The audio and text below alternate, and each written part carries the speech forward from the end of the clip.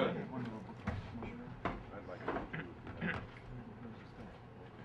I think I've met many of you last night.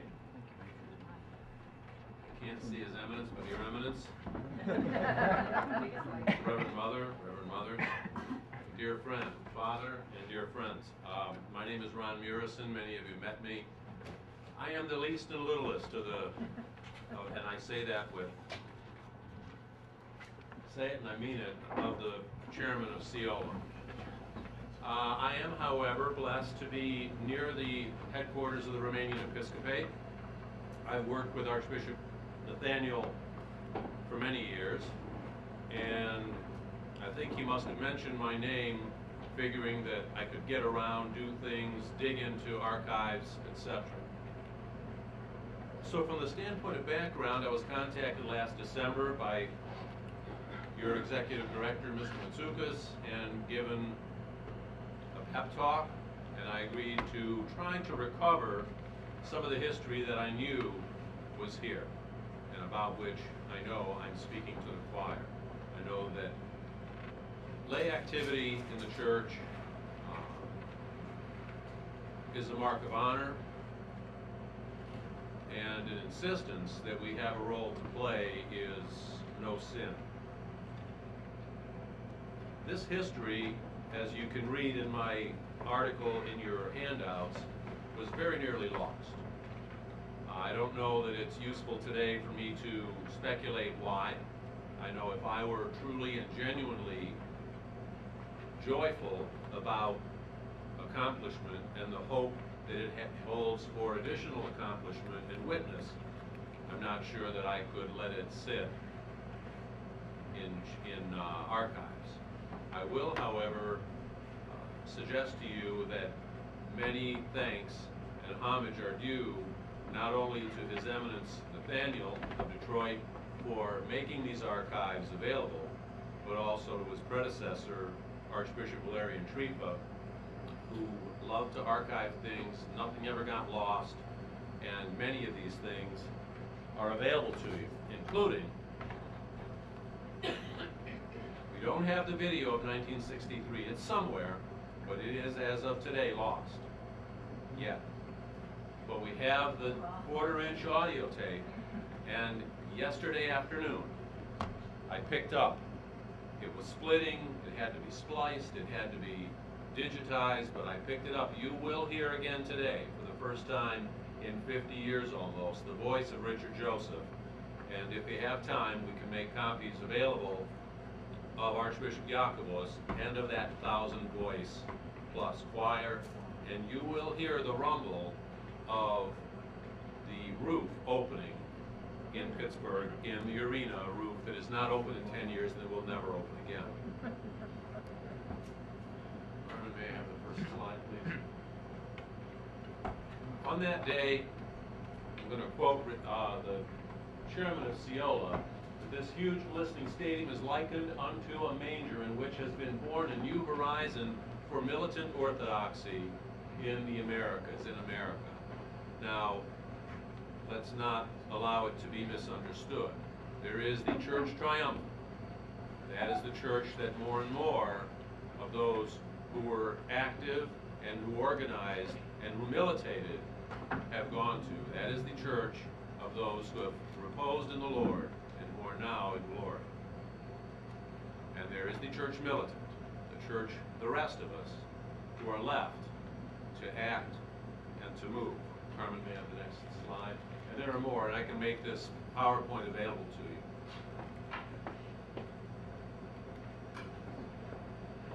One of the things that kind of hurt my feelings, yes, lights? Oh, okay. One of the things that kind of distressed me was last year I looked, starting my research, and you know, we were sitting at a glass of wine last night at the hotel, and we were talking, and I said, you know, you could put anchor hocking stemware into a search engine on the internet, and you'll get 14,000 hits. And last December, when I put CEOYLA into my search engine, I got 2 hits. 2. One of which was the only archdiocesan, metropolitan reference to CEOYLA. It was a history of the church in America, and it specifically indicated that what CEOYLA failed of its initial promise, and all it really ever accomplished was a few ethnic festivals. Carmen, may I have the next slide? The vision of these people was the vision of folks whose hearts were on fire, who either realized what they could accomplish or didn't realize that this was either beyond them or outside their scope. CEOYLA was organized in 1953, and thanks to the Romanian archives, to the Romanian Episcopate, I have the original minutes of the first meeting of CEOYLA right here. I have numerous of the minutes. Everything that I'm going to be talking about today comes from original sources. Organized in 1953, the 7 organizations, all of them pale, hardy, strong, energetic, vital. These were folks who realized that there was a moment. It's always the right moment. But at that moment, Richard Joseph addressed these folks, 11,000 to 13,000. Keep in mind, this arena was brand new, rated capacity 12,501. It had to be set up to 12,500 for the National Hockey League's minimum requirements for seating. We, the Orthodox youth of the Americas, and he speaks to us today, are engaged in an unceasing struggle to make his message a living part of our everyday lives. And I think the question is, I guess it's useless to wonder why this festival has been forgotten, but certainly not that it be a call to action today.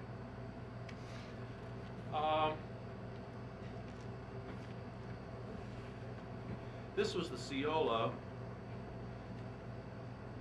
that was really given a life by its constituent organizations, in particularly Goya, through the blessing of Archbishop Yakovos of blessed memory. You had the gentleman I consider, looking at the documents, to be its real godfather, Ernie Vivas. Frock, for Federation Russian Orthodox Club. Russ Chepelev was the general secretary or the director of this festival. Aroy, past president at that time, Cornel Cottisman, who was the treasurer, kept track of things to the penny. Didn't overstate anything, didn't need to. Carmen, may we have? Yes. And at that time, as of 1963, the closest I could come, actually this is from 59, the 7 groups had 835 chapters with a membership of 53,225, not 235, but 225. And an overall increase of 28 chapters and 2,000 members since the November 1958 meeting. A church, a movement on the move. Why? Because people felt that the time that they devoted would bear fruit, is what I see. It's a moment in time that's pretty much gone, talking about an opportunity, talk about opportunity costs.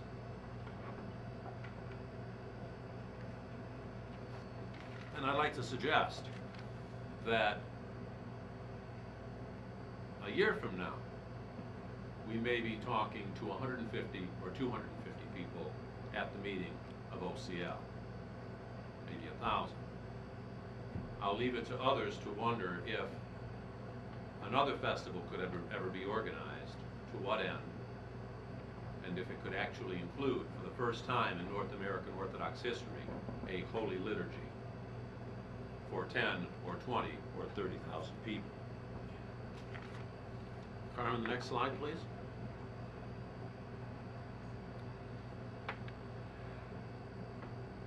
And I will suggest, because I went through it, I guess the best way I can put it is I'm not sure that the clergy know what to make of a lay movement. But I will say that they know what to make of it in Greece. And I will say from personal experience, or at least knowledge, what they know what to make of it in Romania, where there is a spiritual advisor for the Oastea Domnului, and it's especially a Transylvanian organization in the Church of Transylvania, but in the metropolitan age, but they know what to make of of lay activity.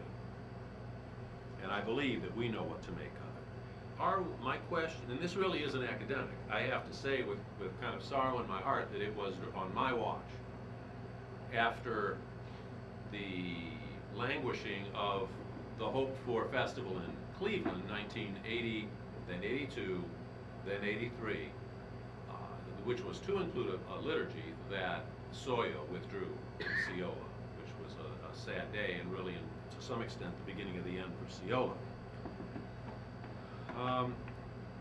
The fire burns. We need to make sure that people feel that the limited time they have to devote, especially young people, is going to be met with appreciation. Carmen, may we have the next slide?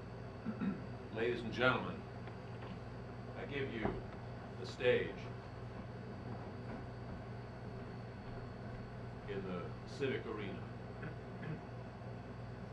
in 1963. This festival was broadcast live by CBS. I apologize, it was broadcast nationwide the next day on Cathedral of the Air, Sunday morning program, back when CBS still ran Christian religious broadcasting every Sunday. Carmen, next slide, please.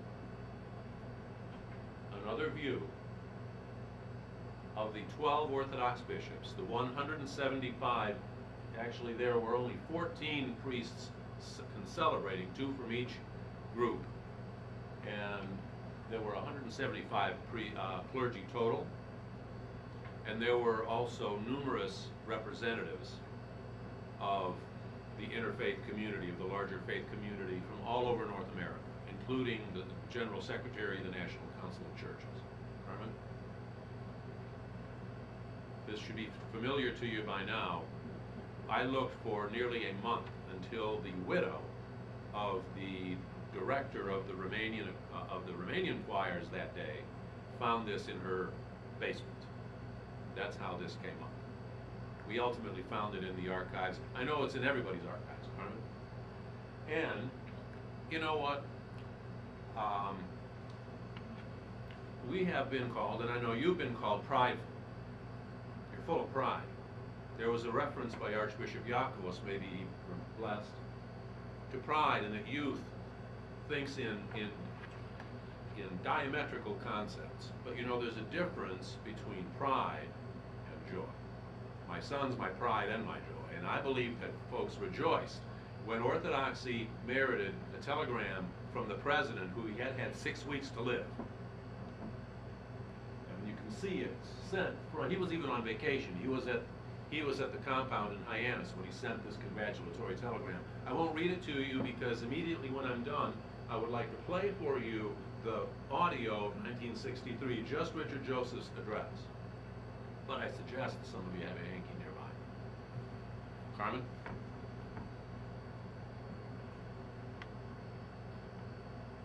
Great Vespers, entries, choral selections by each of the 7 choirs, the procession, the Great Vespers, acknowledgments, only 2 addresses, the chairman of CEOYLA, Archbishop Yakovos.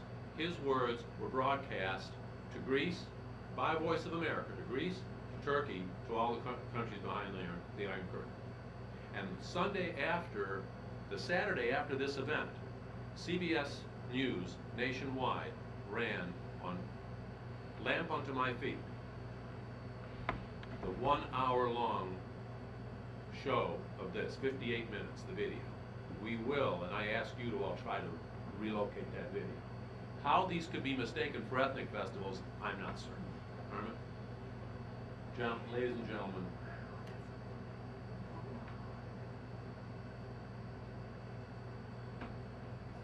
estimated by the management of the arena, the crowd of between 11 and 13,000 Orthodox.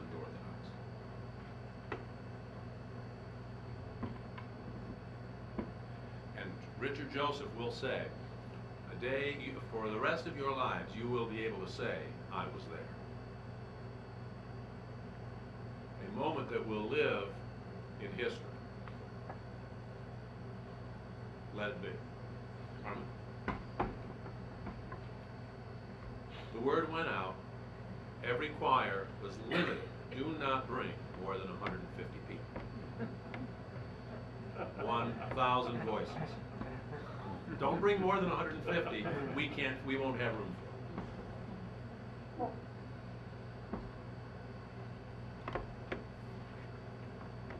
A very interesting, and even though I only heard him speak a few times, a very interesting, very subtle message. But having listened to it in the car yesterday on the way home from Strat's place of business, I listened to Archbishop Jacobus. There were certain portions of the speech that were pretty tough. Submit, you youth, and submit to your elders. Submit 15 times. 15 times. It's a very interesting talk, though. Kind of long. Carmen? Frustration, orthodoxy, and this is interesting, but keep in mind, it was right after Vatican II. I wanted to be angry and started yelling at the radio. But you know, he's right. I don't know whether the assimilation or the integration of orthodoxy should be kept at a slow pace, but it was. I would suggest that the traditional forms of expression, there's one point where His Eminence says that the traditional forms, medallions, doxologies, lamentations, laudations, etc., constitute the essence of Orthodox spirituality. I'd suggest just a slight difference, that they're the forms of Orthodox spirituality. I'd like to see, you remember what I just said about pride and joy, and that sometimes they're mixed up, or at least mixed up as being equal. I'd also like to suggest, I could be wrong, and I have the Reverend clergy here to correct me if I'm precocious, but I've also heard that the church is changeless. I'm getting to the age now, and I know I'm talking to the choir. I'm not sure. I think that I know the church is eternal.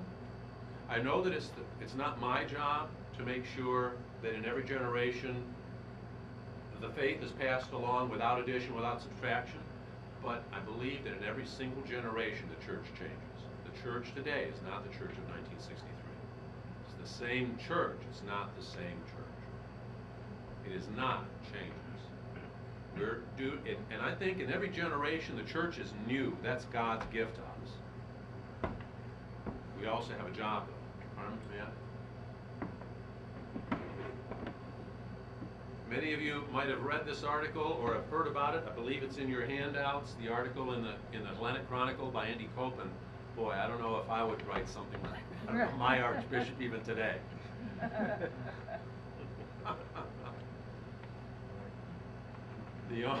The only disappointment in the whole festival was His Eminence's homily. But I think Mr. Copeland, Dr. Copeland, had a point of view, and God bless the fact that he was able to express it. Carmen? However, he did say it is the youth. One of the prelates said, and I believe, at least the legend is that it was my own Archbishop Valerian Trifo who said it's the youth that pushes. Maybe we need to be pushed. Maybe we need to push. I'd suggest that what happened to CEOYLA is that when the windows are closed in a building and you suck the air out of the building, people fall away. People head for the door, not all of them, but they're short of breath. The folks who have the keys can either use the keys or people will start breaking out the windows. When your scope of activity, these folks' they found those areas that they could be active in, and they acted. These were not neo-Protestants. These were the best of Orthodox, and the records should back me up. Carmen? However, at the end of his talk, near the last paragraph, maybe, I don't know whether he intended it or maybe he just figured he'd slip it in the 28th minute of his 30-minute homily, something jumped out at me as he was talking. Let us not, however, allow his peroration to go unremembered. Become pioneers, and he said this, and he said it in his usual strong tenor, hard-hitting voice. Become the pioneers of a united, spirited, blessed, and forceful orthodoxy, and we, your servants, your priests, your hierarchs, will never cease praying for you. They all had and have their scope of activity. Sometimes you like to be able to do this, and when you're packed close together, maybe that's what we're here for, is to insist, raise a ruckus. Right after this, of course, flush with pleasure and with I think, genuine joy, not pride, the CEOYLA met at the Romanian Vatra outside of Chelsea, Michigan, in the little town of Grass Lake. And Bishop Valerian, at that time bishop, gave them a pep talk, gave them a review. And as part of many things, including his usual, I think you might have too many projects, let's concentrate on being Orthodox. I remember him telling us that when we were in Aroy. But what is the ultimate goal of your organization? Your main purpose is to bring the people, all the Orthodox people together in America on the local level. All right. You took the initiative of organizing Orthodox fellowships at universities. It was CEOYLA 3 years before SCOBA was even chartered. It was CEOYLA. It was the young people who reached out to their own young people. You worked to compile an Orthodox Church directory with little codes, little alphabetical codes for every single jurisdiction. I'm a trained lawyer. I don't like the word jurisdiction so much. I'm tending to start to use the word grouping. You devoted uncounted days of work to study the problems of child adoption, child welfare. That orthodoxy is the birthright of a child from the day of his birth and the day of his baptism and chrismation. These are the best Orthodox on the face of the earth. They were true Orthodox, and you are their successors. Right? What did Bishop Valerian see as the single greatest difficulty? No one. And I ask today, and I think we have a right to ask, and I'll ask it, I'll say it, I don't expect, it's one of the best things to have a great hierarchy. Nobody represents the Orthodox Church to the outside world as one holy Catholic and Apostolic. Last week at his own Congress, Archbishop Nathaniel spoke on this, and he said, you know, the government doesn't know who we are. I don't know if anybody else was hurt, pinched, when in 2001, after 9/11, the National Cathedral forgot to invite one single Orthodox hierarch to the National Memorial Service. There were other memorial services done. Yes, George Bush met with Archbishop Demetrius. Other nice things were done. But, you know, the predecessor to SCOBA was organized in 1942. And it was only organized because Selective Service tried to draft the archpriest, who was the chief assistant to the primate of the Russian Metropolitan. And they said, you can't draft me, I'm an Orthodox priest. And the government said, where are you? We don't even know what Orthodox is. This is Roosevelt's years. Every capable man was needed on the front. They said, who are you? Where's your organization? Where's anything? They incorporated. They incorporated in New York, but they couldn't use Orthodox Greek Orthodox Greek Catholic, because the Greek Catholic said, sorry, that's our trademark. They couldn't use Orthodox. That was the Jews' trademark. So they had to go with Eastern Orthodox. What are we up to today? He was impressed by the arrangements that were made to get the bishops together at the banquet. Bishops didn't get together in those days, apparently. Not all together. Not all together. And one of the things I loved about Valerian was he didn't mince words. I feel your work is not finished. Our biggest problem is that we have rivalries, we compete with each other, we conflict with each other, we won't work with each other. And I think we have a right, a duty to say, gentlemen, masters, another 25 years, go on the Assembly of Bishops website, read the interviews that each hierarch is given.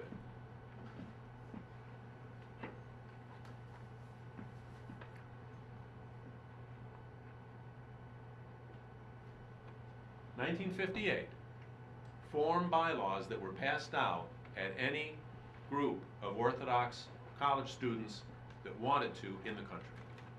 Form bylaws. They did it all for them. Carmen? 1963, October 27th. This is the report of SSF, of the Serbians, of the Singing Serbs, I like to call them. After 5 years of effort to find every single Orthodox church in Canada, United States, Mexico, in the Americas, with a little code for every single grouping, every single diocese, every single jurisdiction. Next. A vision of orthodoxy. This is the working group that was being reported. Frock was involved, Goya was in the leadership, all of the other organizations, UOL, ACRY, AROY. It's funny, and I don't have it with me, it's in my little red rope. I'm old enough to still use red ropes. Cornell Cottisman had marked in in grease pencil on his copy of the minutes those pages that had to do with child welfare. I was moved, and I hope that we'll be elevated to understand who these people really were. And yet, not uppity, not prideful, work with your priests, and recognizing that most communicants are unaware of the work being done by our many conscientious clergy all over the country. Get out there, contact your local child welfare agencies, do it. Legislative regard. If you don't stand up for yourself, who's going to? At this point, I think that there are 18 states on that list. By the time CEOYLA was done, over 30 states, and to this day, at least in my state of Michigan, the Michigan Judicial Code recognizes Orthodoxy as one of the four major faiths. We've got to stand up for ourselves and let people know that we're not ashamed of ourselves. Carmen? And then I found this letter, and I would simply ask, ladies and gentlemen, and I think we have a right to ask, whether the coming together of a North American church in the 1960s was, what is different then than now? Except perhaps for sclerosis or something. And I can't say it any easier. I should probably say that off the record. Archbishop Jacobus pointed out to Richard Joseph, I understand that what your thoughts are in the direction for United Orthodoxy. It's probably going to take, it has to be put before the council, and it could take at least a year. And I think you guys know His Eminence better than I don't think the man, if he told a joke in his life, I don't think he ever told a joke in writing. When you want to get something done, you do it.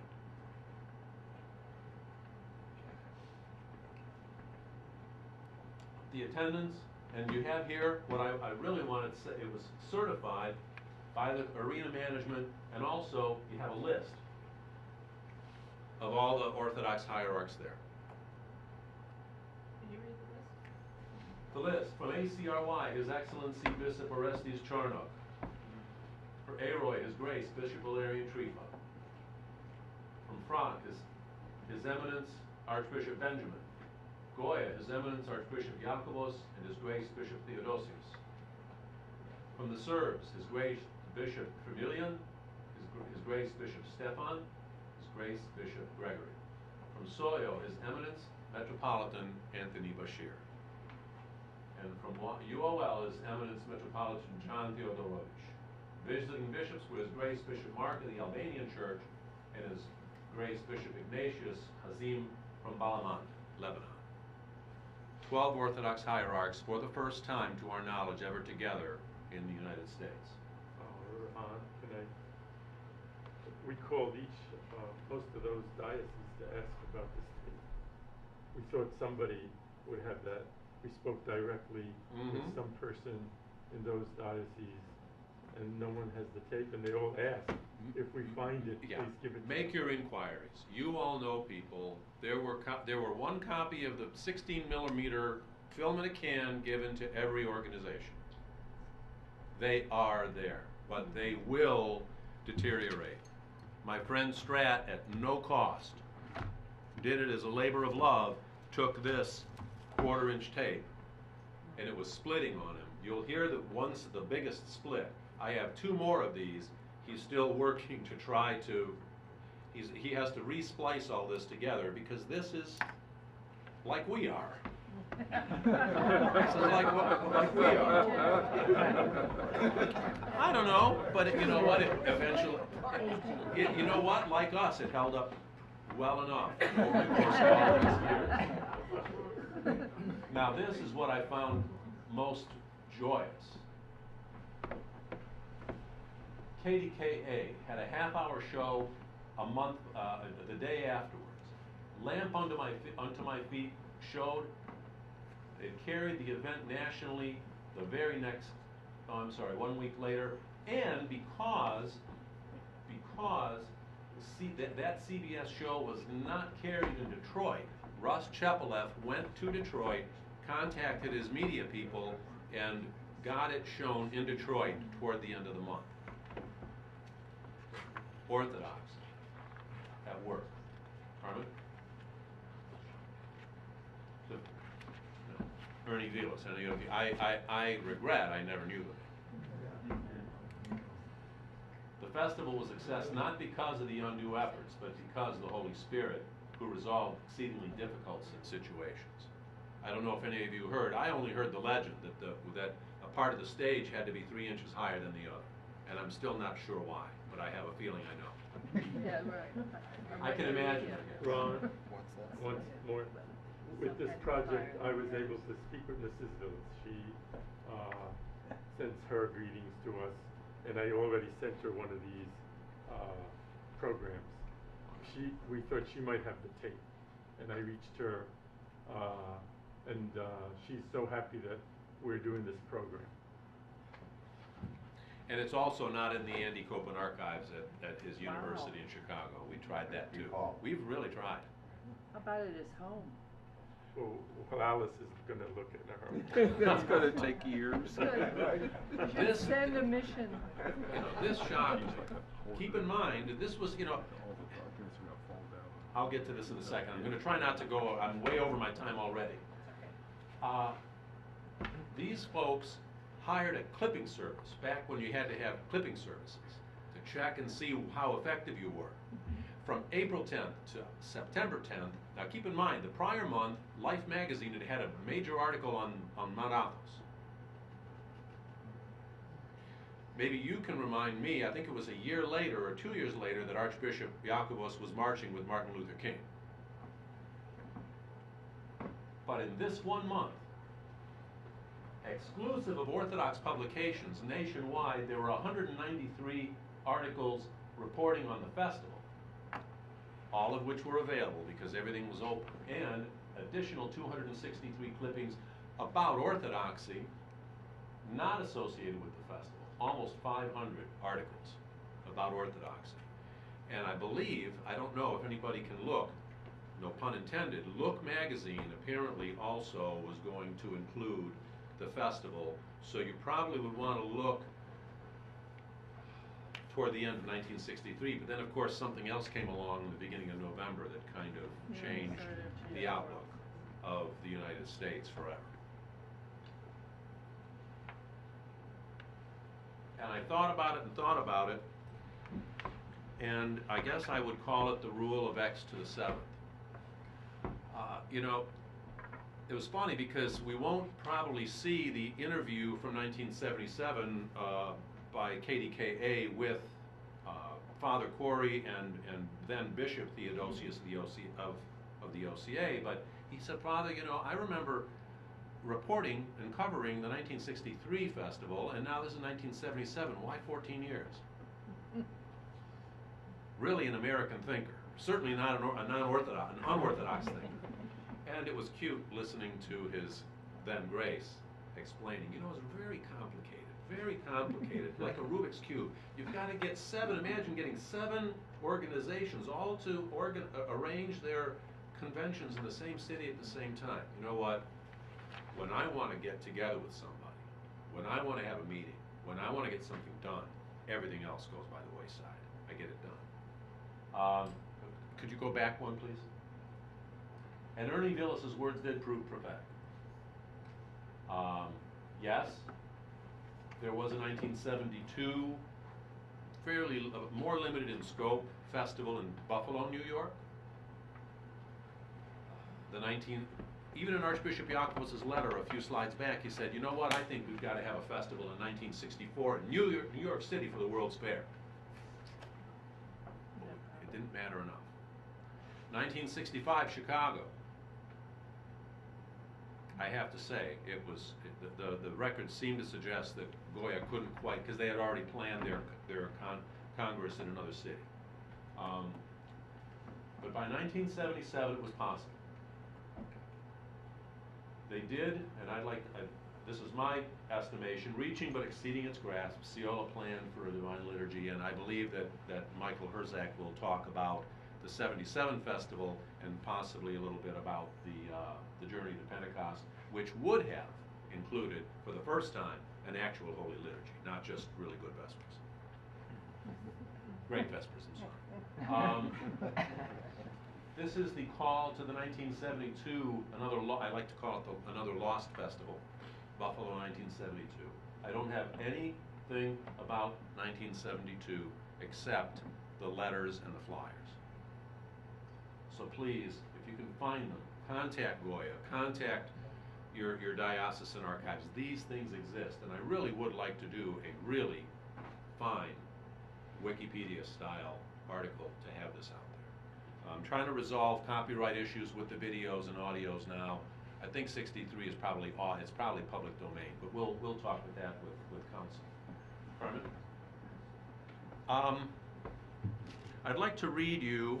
It's funny how some things, you just drop a little seed. When I was 16 years old, the monks down at the end of the street gave me a couple of books. One was Father Schmeemann's Historical Road of Eastern Orthodoxy. The other one was by what I consider to be the greatest unorthodox Orthodox writer that I've ever read. And his name was Ernst Benz. He taught for many years at Marburg, one of the great Protestant universities in the world. And he went with the Wehrmacht into Russia, into occupied Russia in the Second World War, and learned everything about Orthodoxy. He was a historiographer as well. He also wrote a magnificent biography of Swedenborg, if you swing that way. It's unbelievable. But I'd just like to quote from Ernst Benz. And I don't know if this really should be on the record. We've already, and this is him talking about Philotism. We've already seen that the attempt by the Bulgarian Church to free itself from the ecumenical patriarchate was branded a heresy. Philotism by the Greeks, by the patriarch actually, in point. Of fact, Philotism is a latent heresy that's constantly threatened the whole Orthodox world. Modern Orthodox efforts to achieve closer ties among the member churches have only revealed that national egoism can be stronger than the consciousness of membership in the universal church. Even among the emigrant churches with their organizations such as Syndesmos, a league of Orthodox youth organizations, national tensions are forever asserting themselves. Too frequently, Orthodoxy fails to prove itself a bond of spiritual unity sufficiently strong to overcome nationalist tendencies. To the outsider, they present a painful picture of nationalistic and political dissension. But the part that I love the best, I think that perhaps there could be a fear that if you throw all the windows open in the building, remember what I talked about, that was a fire burning in our hearts? Well, the fire may just burn down the whole place. But I'd suggest this. Let's all see the Orthodox Church for what it is. The fire that does not consume. In the deepest sense, the Orthodox Church itself sprung from the mystery of the Incarnation and preserving that mystery in itself. Sprouting in the wilderness as a church of ascetics, ravaged by the sandstorms of persecution, harassed by enemies of the faith and hostile fellows of the same faith, parched by immeasurable suffering and inner and outer temptations, yet unconsumed, burning with the fire of the Holy Spirit, aglow with the love of God, irradiated by the nuptial joy of the heavenly feast, illumined by the all-transfiguring power of the resurrected Lord, the Orthodox Church itself is the burning bush. And brothers and sisters, you are the successors of CEOYLA. Raise your voices, spread that fire, attract the young, bring in your brothers and sisters so that a year from now, I see that the 25th anniversary of OCL can be a great and glorious year. And just so if you didn't figure it out already, that monk at the end of the road who gave me those books that I remember to this day is indeed Father Nathaniel Potter. His evidence. I thank you.